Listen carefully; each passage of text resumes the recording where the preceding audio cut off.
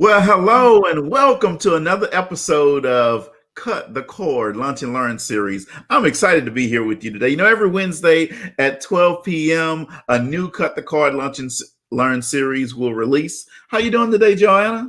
I'm doing amazing. How about you, Cedric? How you I'm always doing great. I know that. So, you may ask, what is Cut the Cord? Well, it's a 30-minute training that airs on our Facebook, YouTube, and Instagram pages. It's going to elevate your mindset. It's going to help you set goals. It's going to make you get outside your comfort zone. See, it's going to help you start saying things like, I'm already good enough. I'm ready. I'm smart enough to do it. I am because I am. See, I just feel good saying that. I am because I am. It's going to give you what I call the it factor. Visualize it, pray about it, plan it, work it, live it, and don't give up on it.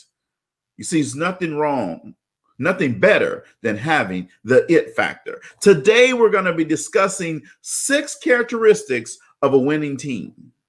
Right. But before we get started here, Joanne, I'm going to tell a quick story if you don't mind. Can I have your permission? Absolutely. Go ahead. All right. Thank you very much. I appreciate that. So, there are 4 guys in a boat, and on one end of the boat, there were 2 guys who were trying to get water out of the boat and hopefully get the hole patched up as well. Now, one of the guys on the other end of the boat was looking at them and said, boy, I'm sure is glad that hole is on their end of the boat. Now, here's what I want you to know. I want you to understand that we're all in the boat together. See, if one of us goes down, we all go down. We're all in the boat together. If one of us wins, we all win. See, there's no your department versus my department. It's all our departments. And that's why we're going to be talking about 6 characteristics of winning teams today. Wow, awesome. Well, so we want you to assess yourself as we go through the 6 characteristics. So go ahead and rate yourself from 1 through 5, 1 being the lowest and 5 being the highest, okay? So here's number 1, communicate to connect with each other. So go ahead and rate yourself from 1 through 5 right now.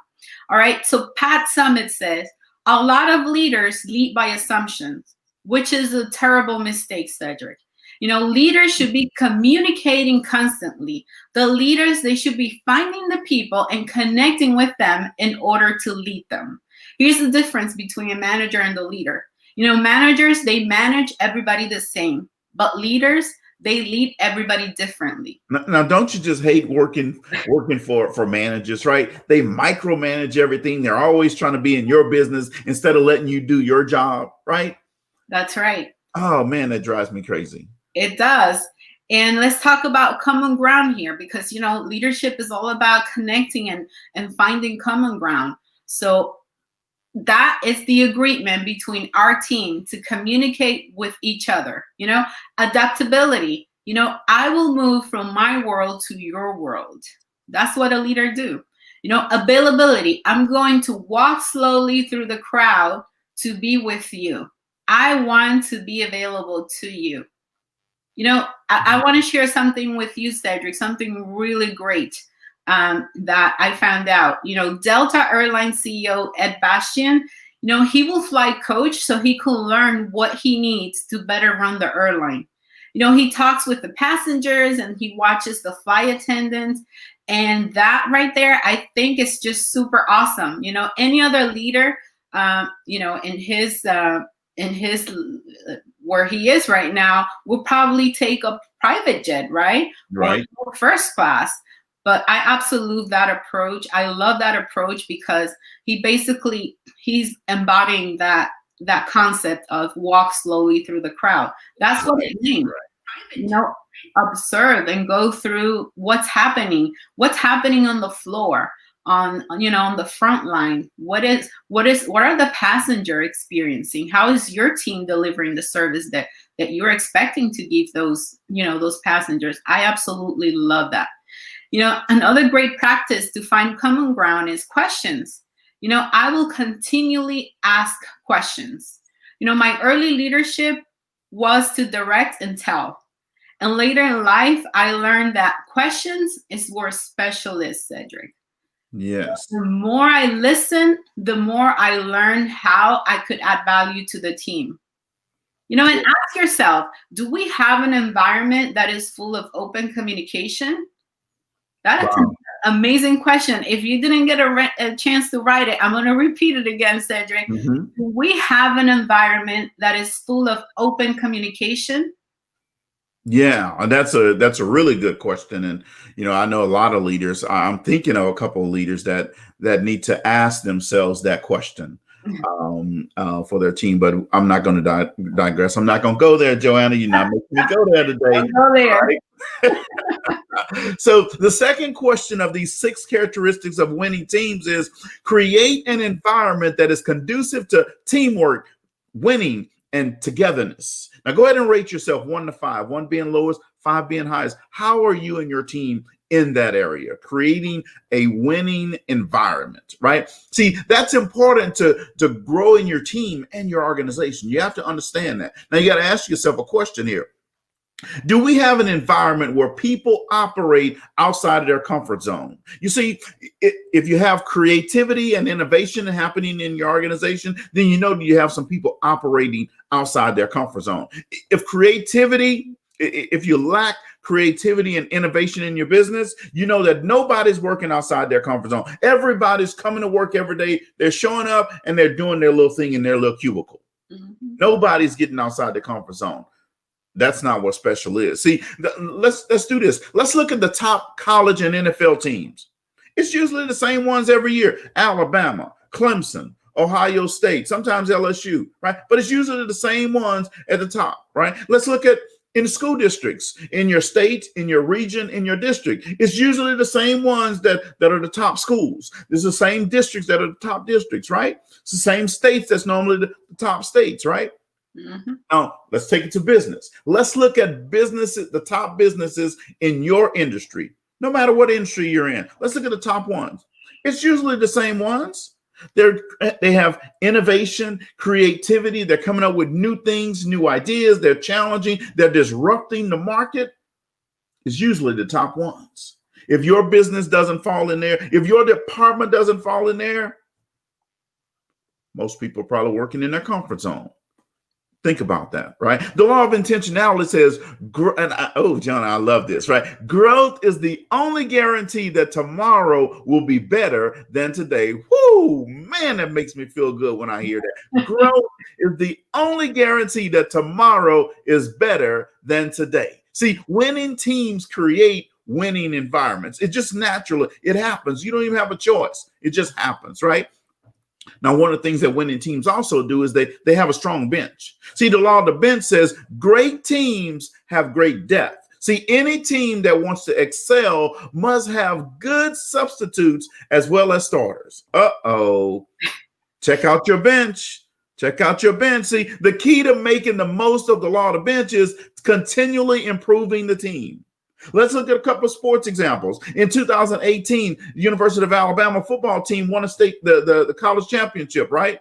At halftime, they switched quarterbacks. They went from the starter, Jalen Hurts, to Tua, the backup. You see?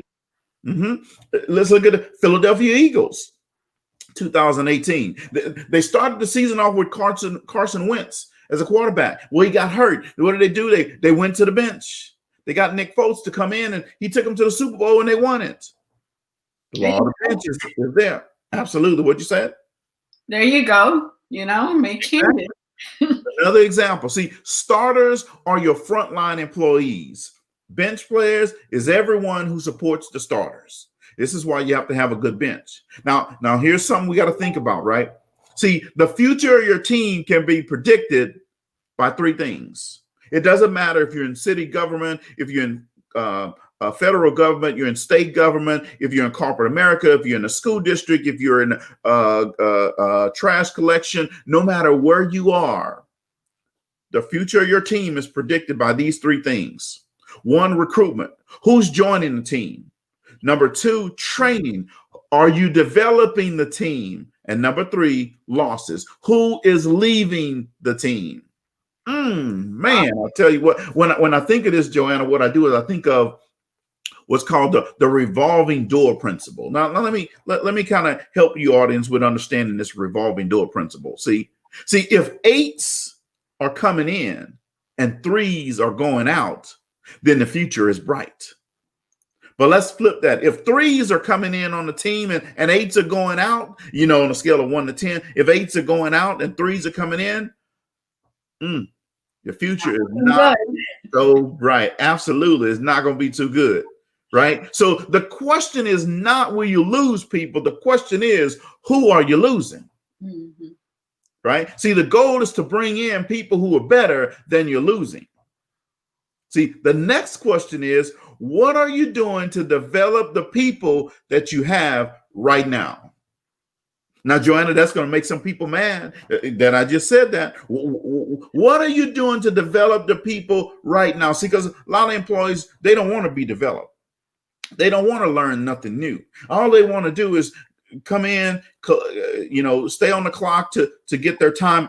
And here's how you know if people don't want anything new on your team. Now, let me help you with this, right? So think about your parking lot. Go out to the parking lot right now and go look at the people who are backed into their parking space. You see, they're not pulled in forward. They're backed into their parking space. That's because at the end of the day, they don't want to be nothing to impede them from getting out. See, this happens, right? So here's what happens. 4 o'clock is clock out time. So here's what happens. You can tell if these are the people who are 3s and 4s and 2s and 3s and 4s on your team and they're not ready to grow. They're backed in the parking spot. 4 o'clock is clock out time. At 3:45, they start packing up their desk. You see, but by 3:50, they already got the desk packed up. They're saying, "Hey, girl, I'm gonna see you tomorrow. Hey, it's been a good day, man. I'm so excited. I'm ready." See, then at 3:55, they're gonna go pee on company time. You see, they don't want to waste their own time to do that, right? So they're gonna pee on company time. Then at 3:59, they're gonna be at the clock. They got their time card, and they're gonna be at the clock. Boom, they're gonna clock out, and they're gonna be out of that parking lot so fast, your head's gonna just like turn like this, right? And the car is gonna be ready to go. The car's gonna be ready to go. In fact, they might have in their key fob the ability to start the car up, and the car can already be started when they get there. See? Now that's just gonna happen. But here's 6 reasons why you need to build a strong bench, right? The first one is today's bench could be tomorrow's starters, right? Number 2, the success of a supporting member can multiply the success of an inner circle member. That's your starters, right? See, number 3 is there are more bench players than there are starters. So you got to have a strong bench. Number 4, a bench player correctly placed will at times be more valuable than the inner circle member, right?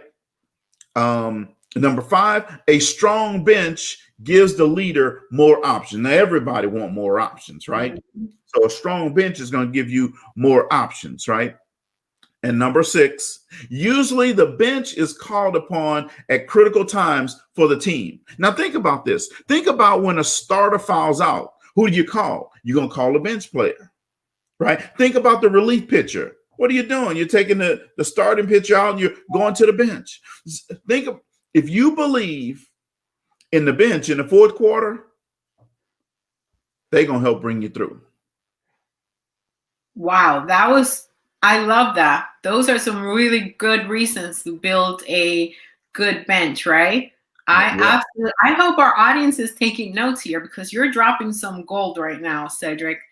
Now let's go with number 3. Collaborate together to add value to one another. Go ahead and rate yourself on this one too, from 1 through 5. If I really like this, Cedric, what Kentucky basketball coach Calipari said, getting great players to think team before themselves is a challenge. And that's why, Cedric, I love LeBron James, because he's such a great team player. He's a great leader, and he thinks about the rest of the team as well. So I know you're not a LeBron James fan, but that's okay, Cedric. I love LeBron James. No, I like LeBron. Now, He's not Michael Jordan now. yeah. Now, collaboration is a result of selflessness, Cedric. You know, the law of significance says one is too small of a number to achieve greatness. Mm-hmm. You know, collaboration is aggressively working together to achieve team goals. I absolutely love the law of significance. You need people around you in order to achieve greatness in your life, right, Cedric? Yes. So here's how a collaborative team looks like.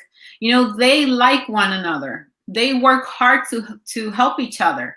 And they ask themselves questions like, you know, how can I set my teammate up for success? You know, they the star sets the example for collaboration. And another great basketball player here, Magic Johnson, while he was in high school, he noticed, Cedric, that he will always have great things to talk about after the game, where his fellow teammates did not.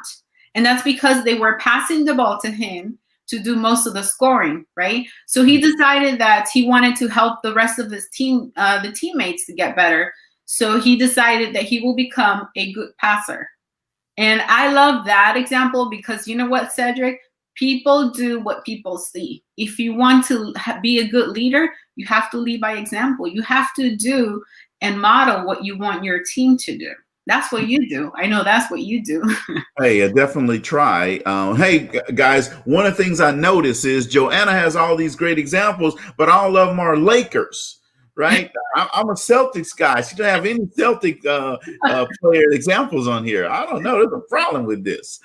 I'm sorry. I'll get Celtics players the next time.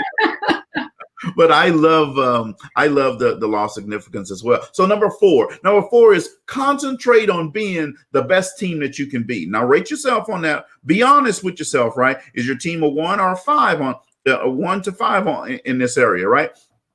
The law of the niche, Joanna, says all players have a place where they add the most value. Let me say that again.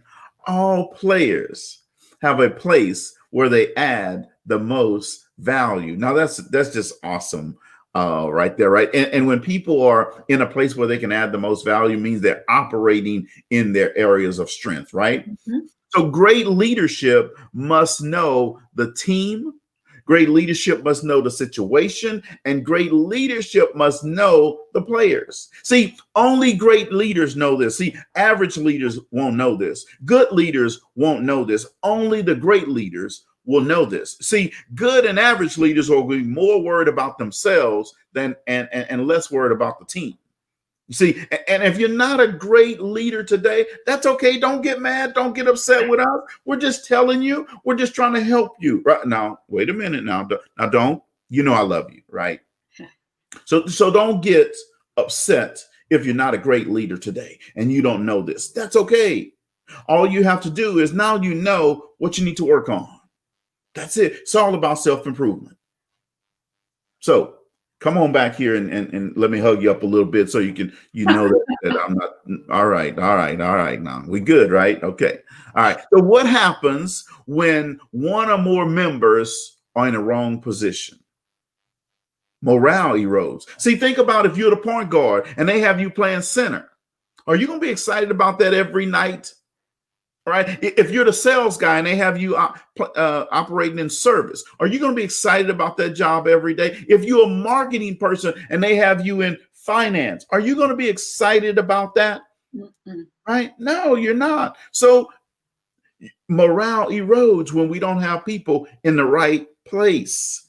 You see, all players have a place where they add the most value. Number 2 is when we have people in the wrong position, progress can be halted. Number 3, the competition takes advantage of it. You know, they're going to pounce on those type things, right? And number 4, the team fails to realize its full potential. Now that one right there is just a deal breaker, right? Mm-hmm. The team is going to fail to realize its full potential. That's never a good thing. Now, here's some questions you can ask to help make sure that you have your people in the right place. One, am I relying on my strength, and am I working on them? Right. Number two is, am I making and managing good choices? Number three, do I concentrate on my strengths? Number four, do I consecrate each other? Do we consecrate each other every day? And number five, do we celebrate our wins as a team? And we're going to talk a little bit more about celebrating in just a few minutes. Those are some great questions to ask yourself. Absolutely. Here's number five, consecrate every day, to devote or dedicate to some purpose. Go ahead and rate yourself from 1 through 5 again. They gave 100% to make the team best. Anything less than 100% hurts the team. Colorado football coach asked, what are you doing every day to make your team better? That is a great question to ask your team right now. What are you doing every day to make your team better? Cedric, I love this this from John Wooden. I want to share this with you in the audience. John Wooden, he will do this. If he saw a player that will be slacking, he will ask the player, what percentage are you giving me today? And if the player will say 60% because I'm not feeling good, coach, or I had a long night, or I was up late studying, I will give you the other 60% tomorrow. Coach Wooden will say it's impossible to give me more than 100% tomorrow.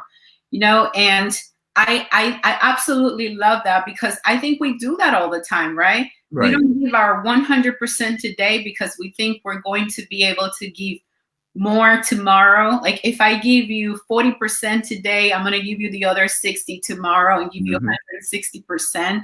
It doesn't work that way. Right. You have to be great every day. You have to give your 100% every day, because guess what?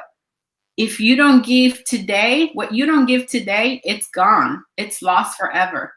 Yes. So I absolutely love that. And the point here is, this is the point, winning is tough and it's hard work and it's an uphill climb. So if you want to be great, you have to give 100% every day. Not most days, not some days, every day. Absolutely. The law of accountability says, teammates must be able to count on each other on when it counts. I'm going to say that again. Teammates must be able to count on each other when it counts. And here's a formula for that. The formula for accountability is character plus competence plus commitment plus consistency plus cohesion equals accountability. Yes. Absolutely agree with that. And, and I think, it's great to have a formula, because sometimes we think it's simple. It's simple to achieve it. You just have to, like you say, you just have to have some awareness. What are the areas that you're lacking, and know how you can tackle those areas. So that's why we're giving you this formula today. So if you're liking this, if you're liking what we're giving you right now, put in the comments, I like it. Right, Cedric? Absolutely. I like it. I like it. The greatest compliment you can receive, it's being counted on. Ask yourself, if your integrity, it's unquestionable. If you perform your work with excellence, if you're dedicated to the team's success, if you can be dependent on every time, and if your actions bring the team together. These are some really good questions for you to ask today. Yes. And, for the team leaders, here are some suggestions from William Cohen that we want to share with you today. Develop pride in group membership. Convince your group that they are the best. Sometimes we're leading the team and we forget to tell them that, you are the best. Show them that you really believe in them, right? Right. Also give recognition whenever possible. Sometimes our team, they do really great things, and right on the moment, because we're busy or there's so much going on, we forget to acknowledge them. So it's good. It doesn't feel the same, Cedric, when you go back maybe a day or 2 days later to recognize. When you do it right on the spot, it just feels good. Yes. So identify those opportunities and give recognition whenever possible to your team. Also, encourage organizational mottos and names and symbols and slogans. That's also a great idea. Establish your group's worth, by examining and promoting its history and values. Focus on the common purpose. That's the thing. Focus. There's an overall purpose, and you need to focus on that. Yes, absolutely. Joanna, earlier you were talking about the law of significance, and which says one is too small a number to achieve greatness. And one of the things that it reminded me is that, when I was doing this Cut the Card Lunch and Learn series by myself, it was good. It was okay. It was average, right? People saying, we can take it or leave it, right? But then when you came on board, wow, now it became significant. People come in and they join in and they listen in and they go, wow, this is really good. This is exciting. This is powerful. This is some good stuff. So you see, it just shows you that, hey, Cedric, you ain't that good anyway. You're significant with other people. So I'm glad you're here. We add value to each other, Cedric. Absolutely. Absolutely. So number 6, and we're going to round it out and we're going to get on out of your way, and we're going to go watch the Steelers play here at 2:40. So at 2:40 Central Time. So make sure you're ready for that now. So and you're going for the Steelers today, right, Joanna? I am. Okay, all right. Perfect. For today. Okay, perfect. So number 6, celebrate the wins. Celebrate each other. Now, you definitely need to rate yourself and your team on how good are you with celebrating the wins. You see, the problem with most teams is they celebrate the beginning. They have all these launch parties, right? They get the ribbon cutting ceremony. They invite the mayor, the president, the this and the that, and all this type stuff. And they celebrate starting. Then they never get to the finish line. So they don't even worry about celebrating the finish. See, celebrating starting means really nothing. Celebrating finishing means everything. Because every business, every organization is here to win. I don't think anyone ever started an organization or a business, Joanna, that said, well, we're here just to have this lunch party and the rest, we don't really care, right? I think it's really important, Cedric, to celebrate not only the finish, but the journey, right? Celebrate the journey and the finish, because that's where the journey, that's where the growth happens, right? Absolutely. Absolutely. So celebrate the wins and celebrate each other. Rate yourself on that. See, John Wooden would ask 2 questions. He'd ask himself, how can I make my team better? And then he'd ask his teammates, how will you make the team better? See, that's ultimate accountability on both parts, right? The common thread is one another, team, togetherness. Right? There are 5 core questions that we're going to leave you with that every coaching leader must be asking themselves. Number 1, am I growing, learning, and leading myself well? Number 2, do I provide clear guidance on what I expect from my team? You see, it even says it in scripture, where there is no vision, the people will perish. And same thing in your company, in your department, where there is no vision, the people will perish, right? See, number 3 is, am I providing clear feedback for my people? Number 4, am I communicating and really connecting with the individual? And number 5, am I asking powerful questions and listening to my people? See, I'm not only just asking questions, I'm asking powerful questions, impactful questions, reflective questions. And then am I listening? Now, you don't want to just be asking powerful questions and not listening. You see, you want to hear what they have to say. That makes all the difference in the world. Joanna, man, I'll tell you what, this has just been an awesome session today. I tell you what, I'm not even sure how we're going to get better. I know. up leveling it every week, and it's going to be hard to keep up, but we can do it, Cedric. I think we can do it. As long as you're here, I think we got it. So, hey, tell me what's been one of your big key takeaways today?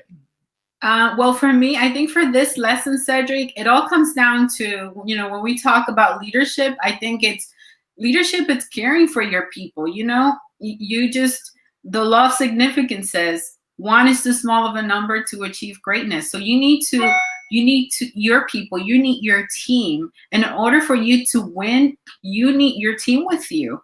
And caring and being a support system for them, it's going to help you, it's going to help you encourage your team and inspire them to go move forward and win with you. I think it's all about leadership here, Cedric, and having the right tools and connecting with people and really being there for them.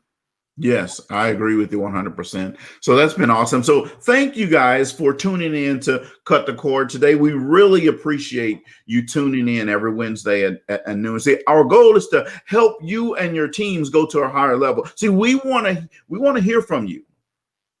We don't want to just be the ones delivering information. We want to hear from you. Tell us how you're doing. Tell us how we're doing. How you're doing in your business and then how we're doing in delivering this. If there's something that we can do better to serve you, let us know that, right? What are the things your team is struggling with? Let us know that. Maybe we can bring something to you to help you with your team struggling. See, is it communication? Is it teamwork? Is it collaboration? Is it creativity? Is it innovation? Is it being authentic? Tell us, let us drop a comment in there. And if we can help your team, definitely let us know. We're going to be doing some big things in 2020 with Cut the Cord Lunch and Learn series. So I want you to be ready. I want you to be prepared for us to take your team from here to here. Because every day, all day, and twice on Sunday, Joanna and I are bringing 100%.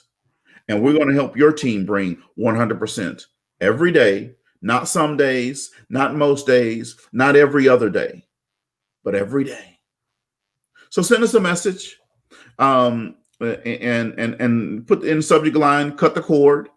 And I'm going to put in the chat, I put in my email address. Joanna's going to put in her email address in the chat so that that way, we can, we know that you know how to contact us, right? Let me just paste that right now. I paste her email address in the chat. My email address is there. Joanna, this has been an awesome session today. I tell you, I don't even know where we go from here, but I've had a lot of fun, and we look forward to hearing from you. Make sure you put on your calendar Wednesday, 12 p.m. Central Time for another session of Cut the Cord Lunch and Learn series. Any closing thoughts? No, just, it's been an amazing session, and every week, it gets better and better. I'm loving this, Cedric. So thank you again for the opportunity, and for our audience, thank you for tuning in, and please go ahead and share it. I always say, if you think there's somebody out there that might benefit from this session, from this teaching, go ahead and share it, right? Don't keep it to yourself. Share it and like it and comment, and we will really appreciate that. So thank you so much. Awesome. Well, thank you guys, and have a good rest of your day, and have a great weekend, and go Steelers, baby.